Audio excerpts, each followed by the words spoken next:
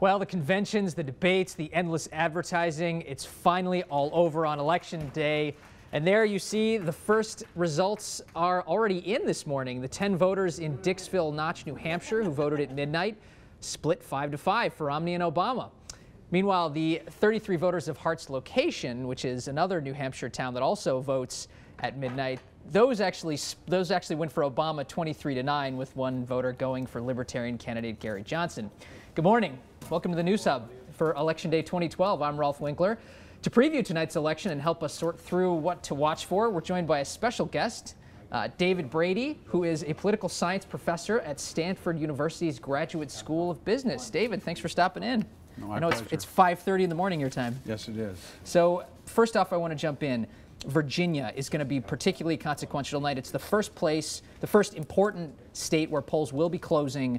And if Romney doesn't win there, what happens? Well, it's over. I mean, I don't see a path to Romney getting 270 electoral college votes without Virginia. Because you have to go to Virginia through on the way to Ohio. Because he needs, if he doesn't get Virginia, he'd have to get Ohio, he'd have to get Florida, he'd have to get most other swing states. Well, so if you have the sort of swing states, you have Ohio and Wisconsin, Iowa and Nevada leaning toward Obama. You have North Carolina toward Romney, then Florida, Virginia, and Colorado. Romney's got to sweep all of those. Obama could get 269 if he took Ohio and Wisconsin. So there's a possibility, very slim, of a tie. But hard to win Wisconsin and lose Iowa. Okay. Now, so of course we mentioned that Virginia is the first state where the polls are going to close early at 7 p.m. Right. Florida is another consequential state, as it always is. Polls there are going to close, I believe, at 8 p.m. Right. So where are polls showing that today? Florida, another toss-up? Most analysts are saying that they think Romney's going to carry Florida, but the polls are well within the margin of error. So I still consider Florida a toss-up. I think it probably will go to Romney, but if it went to Obama, I wouldn't really be surprised. Pennsylvania, some are saying it's a possibility it could go Romney, or is that too much of a long shot? In my view, too much of a long shot. Okay. You know, before we move on to some Senate races, quickly, your prediction for tonight. I would say President Obama wins the Electoral College between 280 and 300. For Obama? Yeah. Okay. Speaking of which, speaking of the electoral map, which is so important, you can follow that tonight on WSJ.com.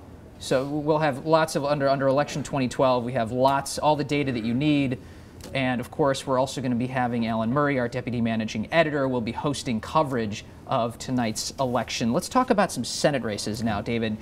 Some of the most consequential that I've been looking at, you have Missouri and Indiana, Massachusetts, Virginia, and Maine. Are there any, so of those, so for instance, Missouri and Indiana, these are two states, particularly Indiana, that could have gone Republican. Now they're leaning Democrat. They were Republican. This should have been a terrific year for Republicans, because in 2006 the Democrats did so well, and what should have been the flip of the United States Senate from the Democrats to the Republicans, I believe this year the Democrats not only will control 50-51. I think that after tonight they're likely to have 53 seats. You think they'll pick up 3 seats? I think Indiana and well, I mean, from what they should have, the Republicans should have had a victory. They in Missouri and Indiana, those are clear states. Lugar would have won handily. So and the fact then that you get the new candidate who then is still ahead by a couple of points, then makes that statement about women. The result of that is that Indiana probably lost, but Missouri certainly lost because of Aiken's statement. So it is a year where Republicans really need to rethink. Yeah. So, and by the way, let's remind people that the Senate currently is 51-47 with 2 independents, both of which caucus with the Democrats. Yeah. Now, Massachusetts is another one.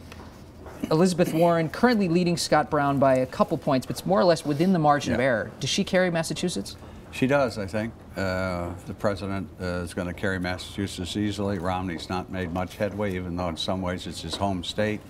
And all the polls I've seen lately have shown movement toward her and away from Brown. Okay. So if you're kind of a moderate Republican, there goes the best, your best example of moderation in the Republican Party on issues of social issues like choice. He's gone, I think. And that had been, of course, something for Republicans when he won the special election. Right. It had been a big moment for Republicans. Right. And so losing that seat would be a hit. Yeah, for moderate Republicans, that's big. And Virginia is another one I want to mention. Of course, Tim Kaine, former Democratic governor, George Allen, former senator, and had lost the last election after some controversial comments. With that one, that's also pretty much a toss-up, but Kaine is slightly ahead? Yes, exactly right. Is that also going to go Democrat, you think? Well, that one is one that I would just personally flip a quarter on that one. I don't. That's one I wouldn't make a prediction on. Okay. A lot of names and numbers to sort through tonight, of course, and be sure to join our Deputy Managing Editor, Alan Murray, as I mentioned before, 8 o'clock for the Wall Street Journal's live coverage, which you can catch all over the web. We're on Xbox, we're on Apple TV, on your smartphone and on your tablet. We're on YouTube, we're on Hulu, and we're also on Ustream. So be sure to check that. One other thing, Professor, while I still have you, there are some interesting ballot initiatives in some states. Yeah. And one thing that could be interesting, gay marriage. It's in 4 states, and this is something where gay marriage is allowed in some states, but it's never actually been approved by voters. Right. It's only been approved by courts and by legislatures already elected. It's always been defeated. Now, is there a chance that you might actually see it voted up by any voters in any of these 4 states? We're talking about Maine, Washington State, Maryland, and Minnesota. There's a chance that one of those 4 states might approve gay marriage narrowly.